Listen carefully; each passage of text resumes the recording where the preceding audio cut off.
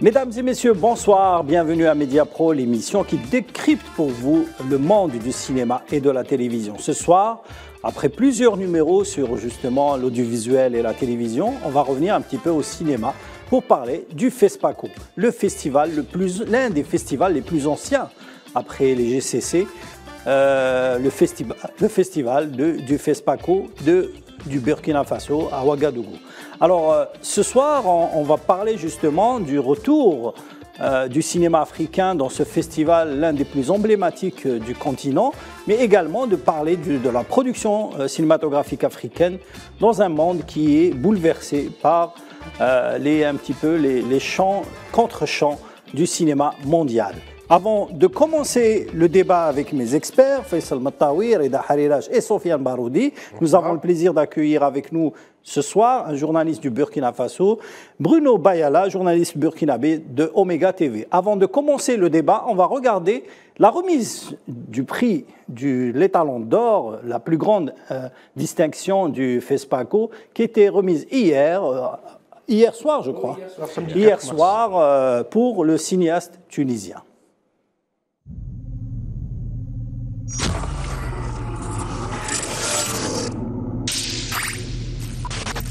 Au nom du jury, nous avons le plaisir d'octroyer l'Étalon d'or à ce travail qui sort de l'ordinaire, qui transcende les murs éventrés et les corps. Nous avons nommé Ashkel du Tunisien Youssef Chebbi. Youssef Chebbi de la Tunisie pour son film Ashkel. Youssef Chebbi from Tunisia is a great winner tonight for his movie named Ashkel.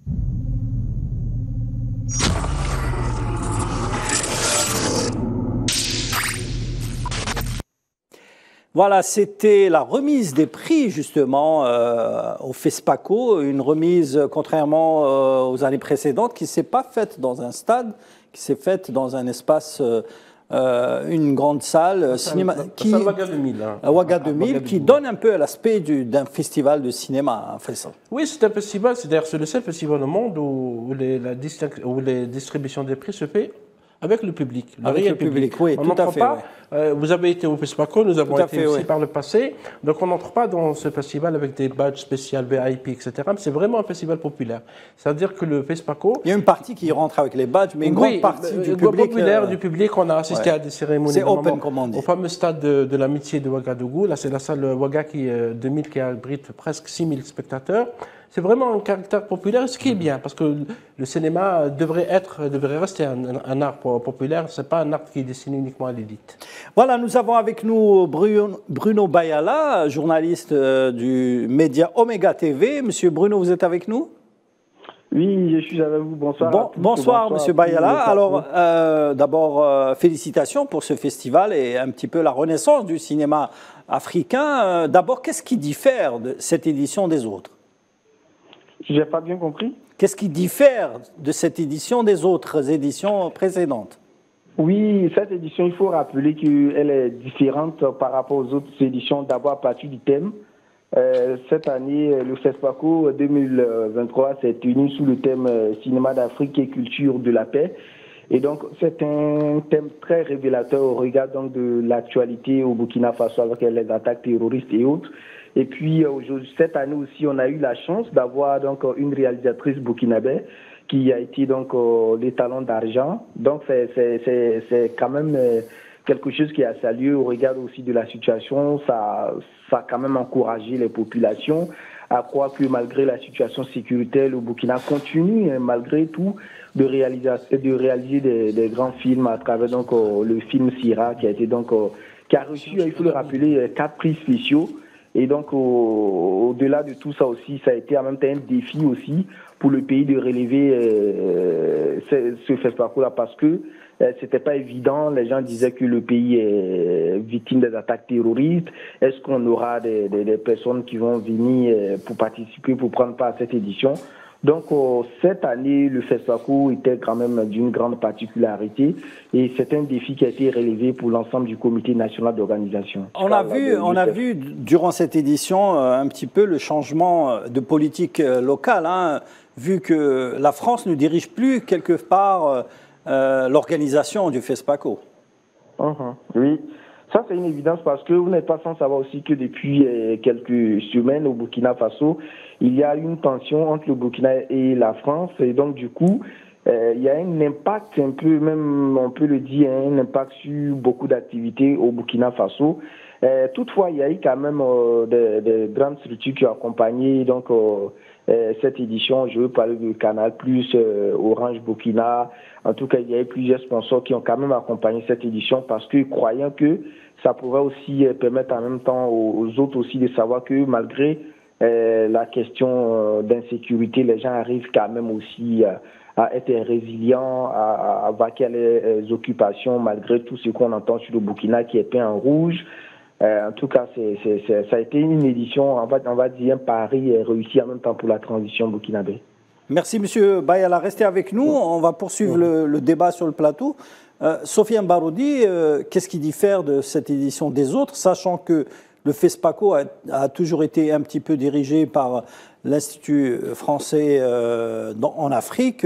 Et cette fois, les Burkinabés, même aussi avec d'autres pays africains voisins, ont organisé et même animé des débats. Et il y a eu le salon de l'audiovisuel aussi au FESPACO.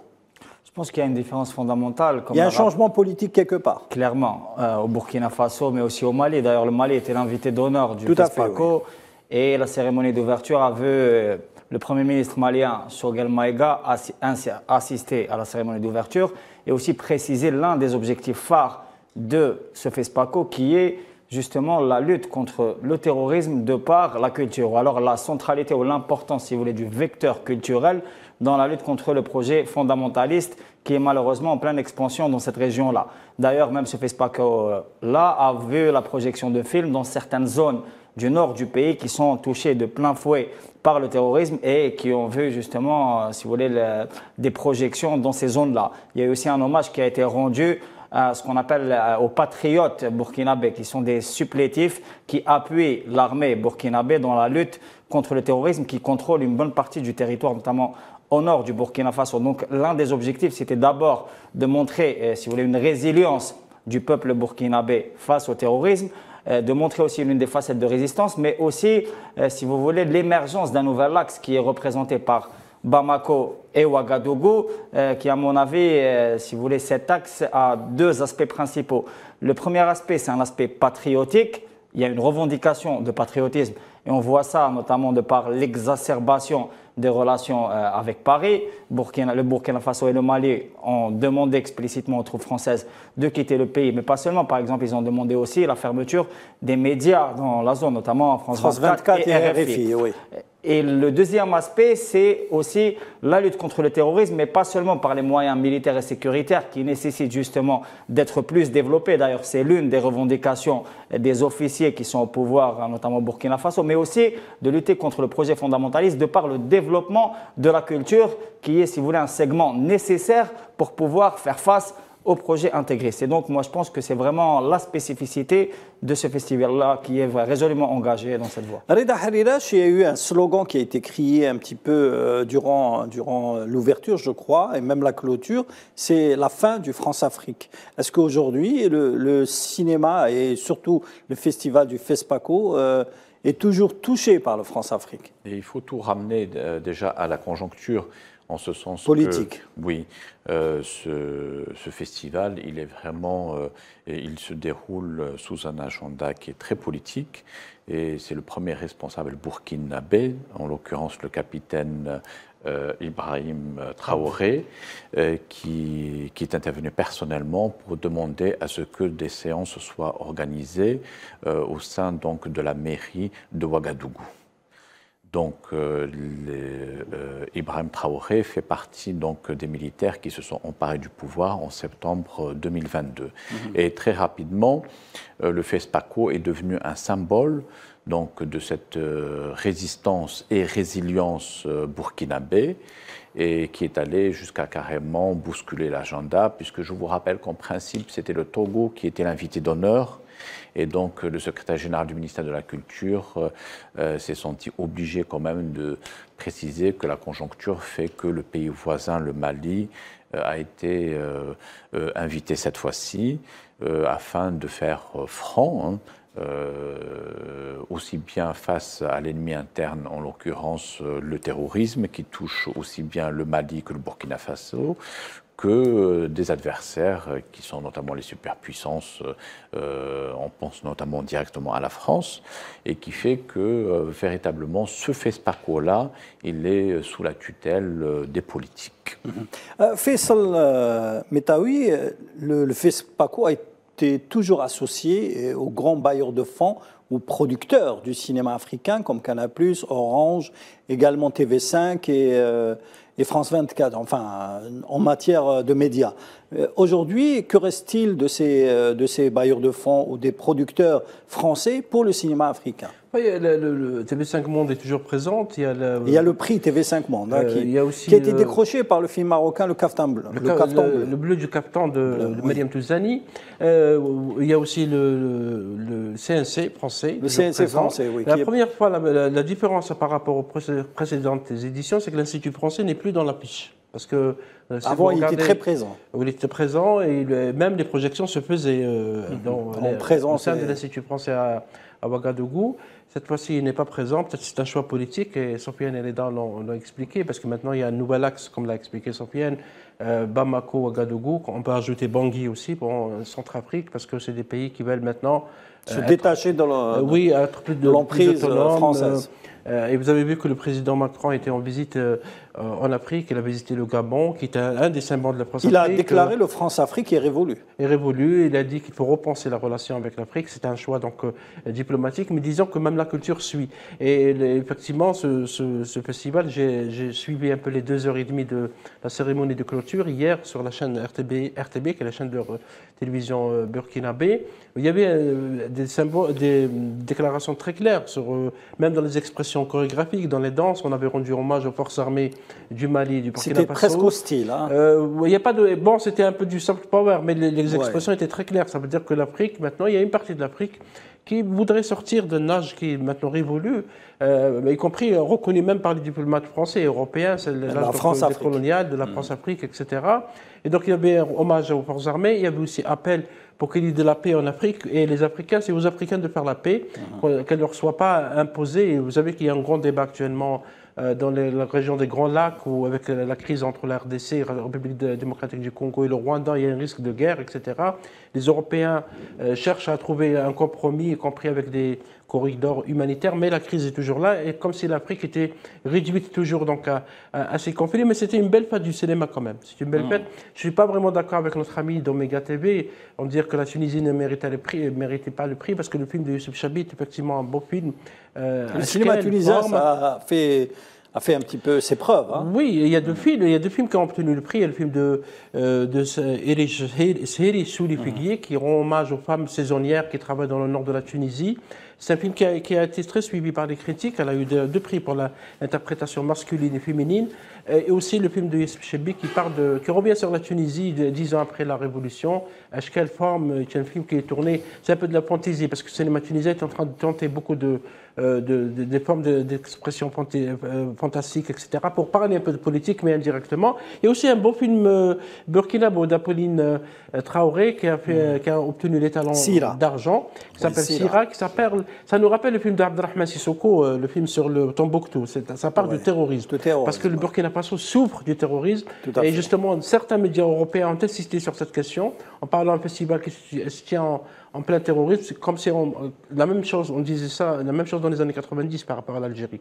Mais le FESPACO se tient chaque année, et cette fois-ci, il y a une reprise en main des autorités burkinabées. Et d'ailleurs, j'ai remarqué dans l'affiche qu'il y a une forte présence des médias burkinabés, dans les partenaires médias. Donc, au détriment des multitude de médias burkinabés, aussi bien les journaux électroniques que les médias digitaux, un développement très très important. Et qui ont accompagné, justement, qui est accompagné. Et il y a aussi un mouvement cinématographique. Parce que le Burkina Faso a obtenu beaucoup de prix, y compris des prix spéciaux, 5 ou 6. Ça veut dire qu'il y a peut-être un renouveau cinématographique qui nous rappelle déjà les premières années du FESPACO en 1969 avec l'esprit panafricain. D'ailleurs, le festival s'appelle toujours le festival panafricain. Bruno Bayala, vous êtes toujours avec nous? Je suis là. Oui, alors, M. Bayala, nous avons remarqué, justement, comme disait notre ami Faisal, vraiment une révolution du cinéma burkinabé face au cinéma africain très connu, au cinéma sénégalais, au cinéma nigérian et du Côte d'Ivoire. Aujourd'hui, le cinéma burkinabé s'affirme sur le paysage cinématographique africain. Oui, exactement. J'en veux pour preuve, comme disait l'autre à l'instant, il y a ce très beau film de la réalisatrice burkinabé, Apolline Traoré, qui s'est donc démarquée avec les talents d'argent. Il faut dire que c'est au départ, en fait, c'était un film qui devait être tourné même au Burkina. Et donc, c'était dans la région où il y avait quand même les attaques qui étaient récurrentes. Et donc, c'était précisément à Dori. Le film devait être tourné là-bas et finalement, le film a été donc tourné en Mauritanie. Cela démontre un peu à quel point la réalisatrice aussi tenait coûte que coûte à la réalisation de ce film qui, pour elle, il faut le rappeler, est le 5e long métrage. Hein, voilà. Et puis, elle a expliqué au collier. On voit justement à l'écran. Voilà. C'était donc un film où elle a expliqué qu'en fait, c'était au regard de la situation que traversait donc le Burkina, mais aussi certains pays frontaliers, notamment le Mali, le Niger, et puis les pays qui sont le Bénin également. Et donc c'est un film quand même qui est venu à un certain moment où les Burkinabés se disaient s'il y a une de nos sœurs qui arrive à réaliser un tel film, cela démontre un peu que la situation du Burkina préoccupe pratiquement tout le monde, même le secteur du cinéma n'est pas en marge.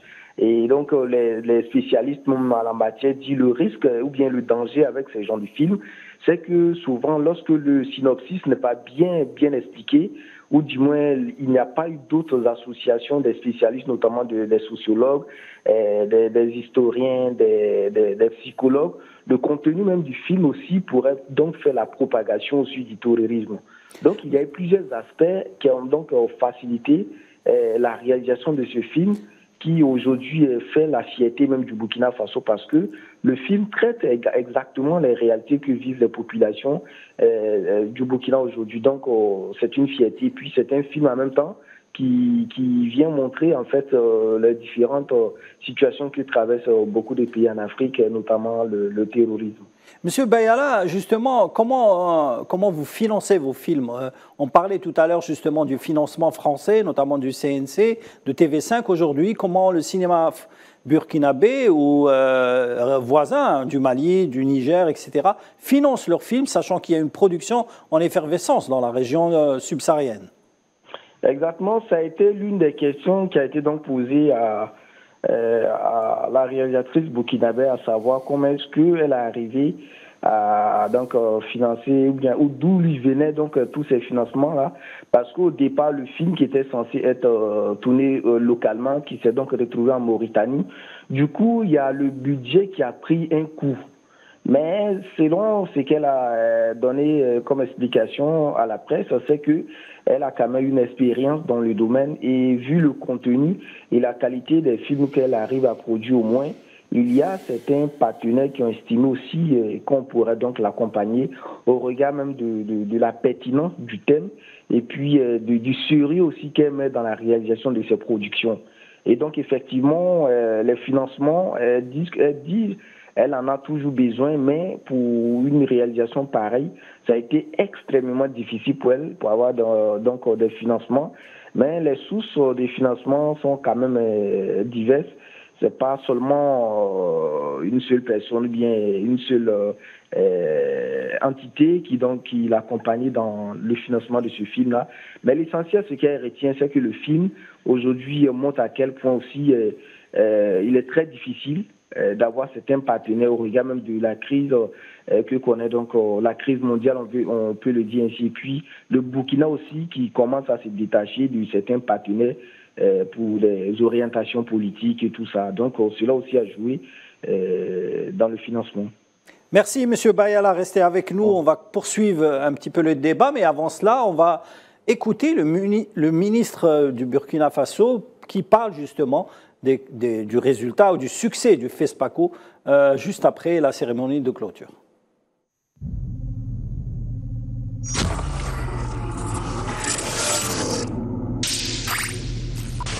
Je pense que c'est une très belle leçon de solidarité également qui a été donnée à travers cette édition et je pense que le meilleur a gagné.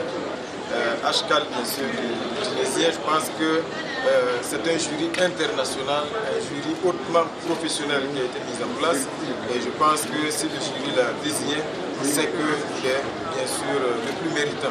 On peut donc le féliciter et dire que tous les films sélectionnés, nous on considère que ce sont des films, tous ces films-là ont gagné. Parce que faire partie déjà de la sélection, c'est déjà une victoire pour bien sûr les réalisateurs et l'ensemble de toutes les équipes qui les accompagnent. Et le nerf de la guerre, comme on dit, c'est bien sûr le talon d'Achille de la plupart des projets que nous avons, pas seulement au Burkina, de façon générale dans la sous-région. Et nous sommes dans la dynamique au Burkina Faso également de pouvoir donc créer les conditions pour pouvoir accompagner tous les acteurs du cinéma parce que nous savons que produire un film qui peut prétendre à des talons d'or, c'est beaucoup d'énergie, c'est beaucoup d'inspiration, mais c'est aussi beaucoup d'argent. Nous sommes en pleine réflexion sur ce sujet pour donc mettre en place le Centre national de la cinématographie et de l'audiovisuel du Burkina Faso qui va donc porter cette ambition-là. Mais nous restons convaincus également qu'en rang dispersé, nous ne pourrons pas être aussi forts que d'autres grands pays du cinéma en Europe ou au Maghreb. C'est pour cela qu'avec bien sûr les homologues, nous mûrissons également la réflexion pour que dans la sous-région, nous ayons des initiatives communes qui puissent accorder des financements conséquents. Parce que quand vous regardez les plateaux de cinéma, particulièrement en Afrique de l'Ouest, ce sont des plateaux de cinéma intégrés. Vous allez avoir un réalisateur burkinabé, un comédien malien, un technicien ivoirien. Donc c'est pour dire que nous avons tous intérêt aujourd'hui à travailler main dans la main parce que le cinéma, parce que la culture ne connaît pas de frontières.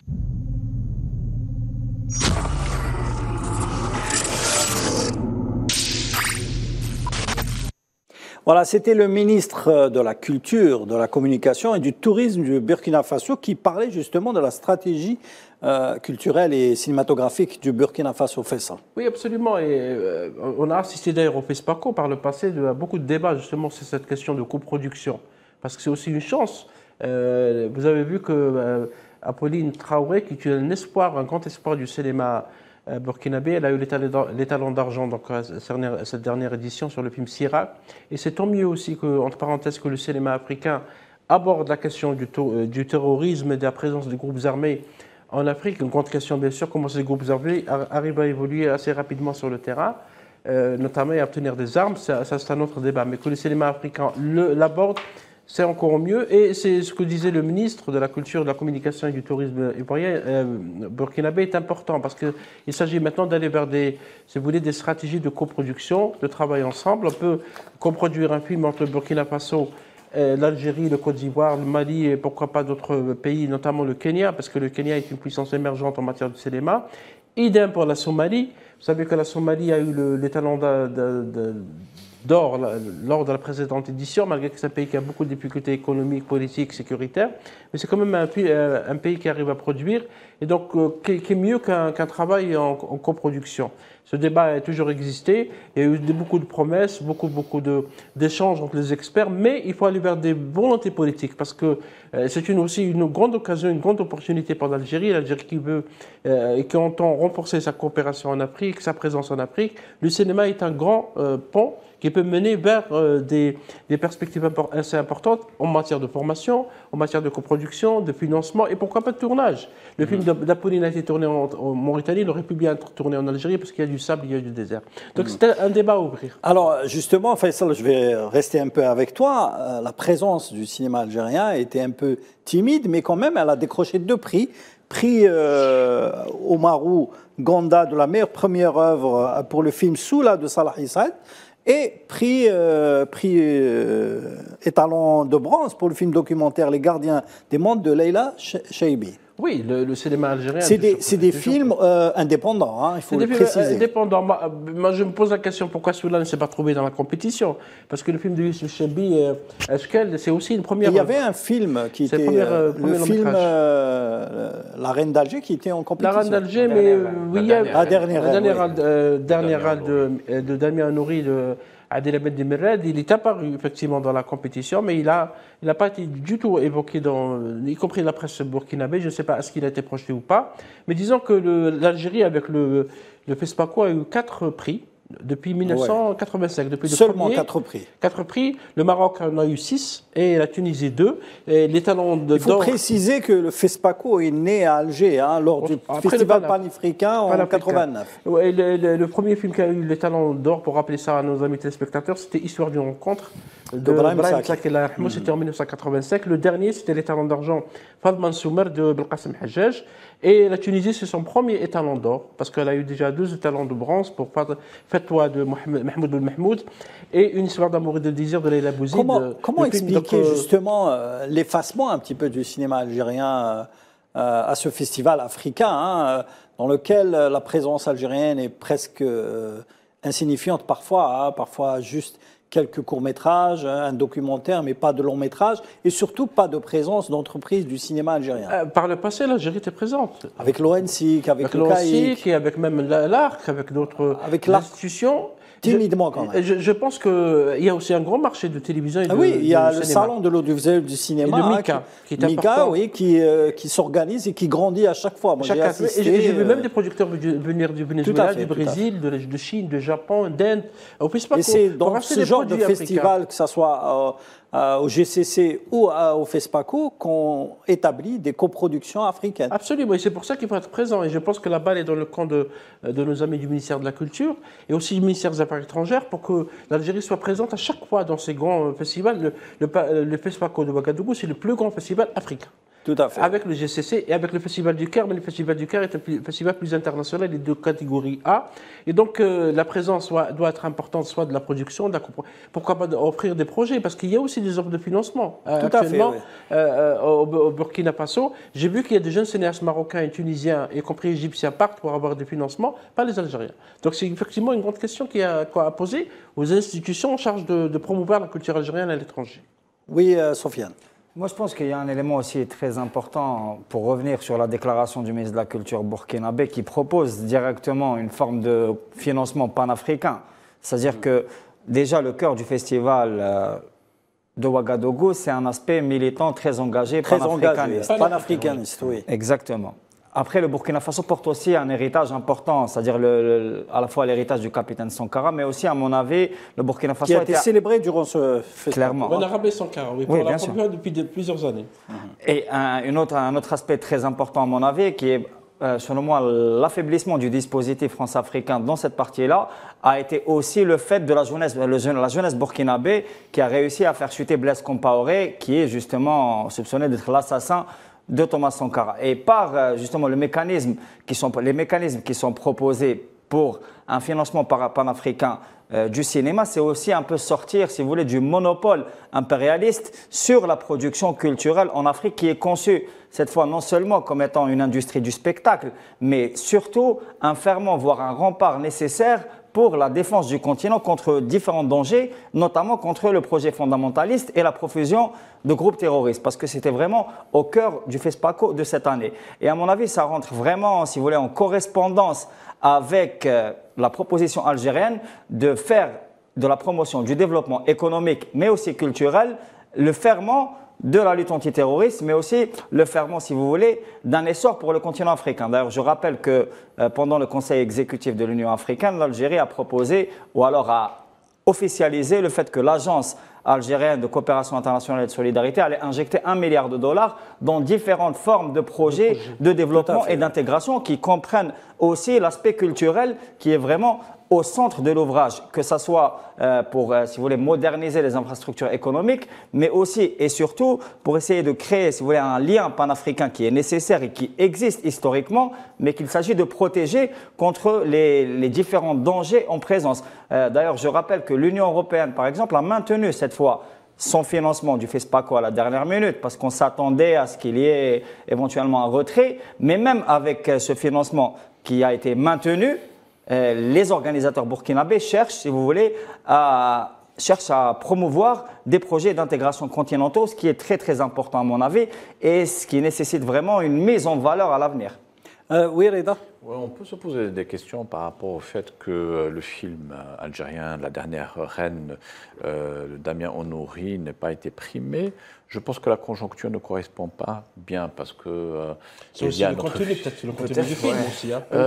Il n'y a pas que des aspects politiques. Non, ce n'est pas une question politique. C'est propre aussi à l'histoire du Burkina Faso parce qu'ils ont une reine locale et qui a été réactivée, exactement, qui a été réactivée récemment. Toujours la touche historique. Hein. Voilà, et qui est là, justement, le gouvernement burkinabé, ils ont une sorte de Tinhinan local, la reine des Amazones, et qui a été réactivée pour en quelque sorte mettre en avant l'identité burkinabé.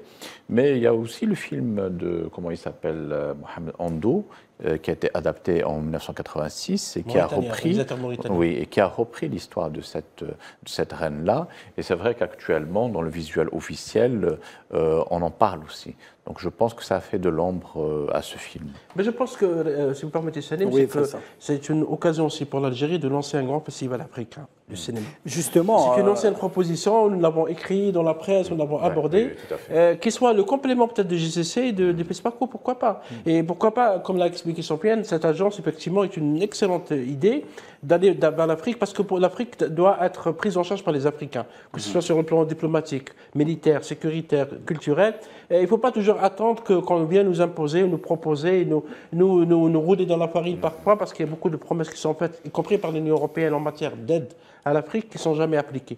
Donc c'est une occasion peut-être de poser les débats. Pourquoi pas un grand festival africain, avec des réalisateurs africains, des producteurs africains, et aussi un immense marché pour les séries. Vous avez vu qu'il y a beaucoup de séries, il y a eu 8 pays présents, il y a même des prix pour les séries. Il y a 30 prix, en fait. Et des feuilletons. Pourquoi pas d'aller donc repenser cette idée de coopération avec l'Afrique à partir du cinéma, maintenant que le cinéma est devenu une priorité. Je profite de votre sortie de piste, comme on dit, pour vous interroger sur le changement de direction au niveau du Festival international du film d'Alger, qui est quelque part un festival africain. Je vous raconte l'anecdote parce qu'il a été lancé en 2009 à l'occasion du deuxième festival panafricain d'Alger. Donc, Zahra Yahi, l'ex-commissaire du festival, avait ouvert le FICA à l'époque, ou le Festival du film engagé, en rendant hommage à l'Afrique et aux pays africains engagés. Aujourd'hui, la direction a été changée. Je pense que c'est Mehdi Ben Issa qui est devenu le commissaire du FICA.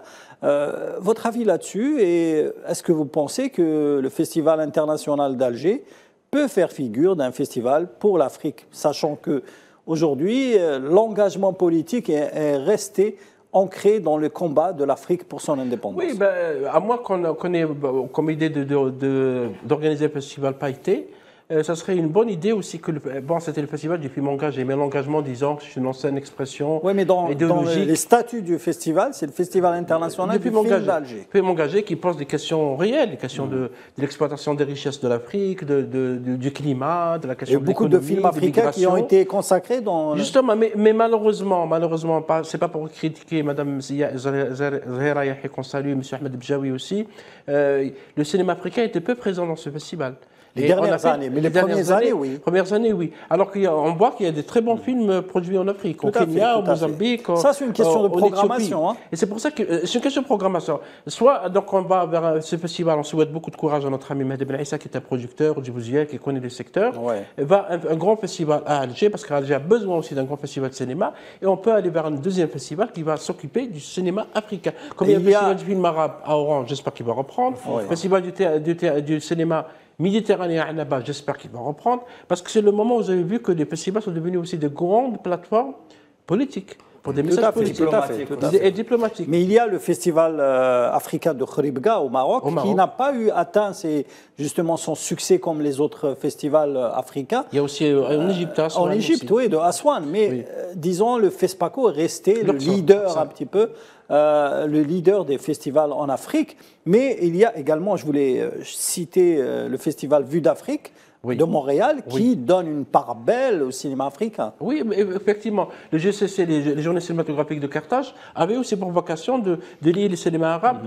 Tahar Sheria, qui est le fondateur, avait aussi pour idée de lier le cinéma africain et le cinéma arabe. Cinéma arabe, oui. Maintenant qu'on cherche aussi, entre guillemets, à monter une partie de l'Afrique contre l'autre, bien sûr ça ne va pas marcher parce que les Africains, qu'ils soient blancs ou noirs, sont des Africains, et le cinéma rassemble. Et c'est pour ça, moi, j'ai beaucoup apprécié le message du festival du FESPACO, ça parle de la paix. Oui, la paix, c'est les Africains qui vont la faire. Il ne faut pas qu'on attende qu'on vienne de l'extérieur. C'est pour ça que s'il y avait un complément entre le GCC, un grand festival à Alger, du cinéma africain, le festival FESPACO, ce serait un bon pont aussi pour rassembler et pour aller vers une vision, pour aborder l'Afrique avec nos images.